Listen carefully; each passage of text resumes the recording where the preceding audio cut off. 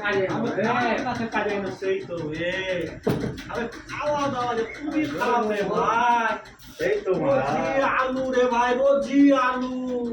এদিকে আলু আর পটল, মাংস কোনো পাত্তাই নাই রে ভাই। আমার টাইম টেবিল ঠিক নেই। আরে ভাই এদিকে আমার খাটিয়ে ভাই, দিছে। বাড়িতে আসি তখন বলে ভাই রোজি মাছ, রোজি মাংস, ভাই তোরা খাইয়া খাইয়া পেট ভরিয়ে রাখবো।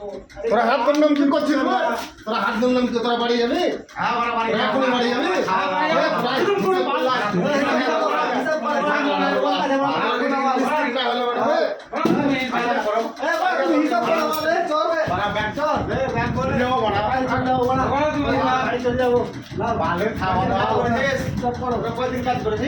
দেখো তুমি মানে খাতা দেখো কয়দিন দেখো কতদিন কাজ করে দেখো আমি তো 41 দিন 42 দিন করে কাজ করে গেছি।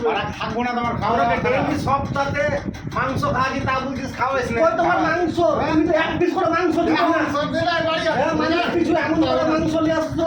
হিসাব করো তুমি হিসাব কত করে বেতন দেবে উড়িষ্যা দেবে? হ্যাঁ উড়িষ্যাতে উড়িষ্যাতে করা 20,000 করে বেতন দেবে এখানে অত বেতন পাবি না, 13,000 পাবি। 13,000 লোক না আমরা 20,000 লোক 4-5টা কাম ধরলে যে আমি ফেসে যাবো না। কাম দেখবো না তো আমি ওরা খাওয়া দাওয়া বললে একটু আলু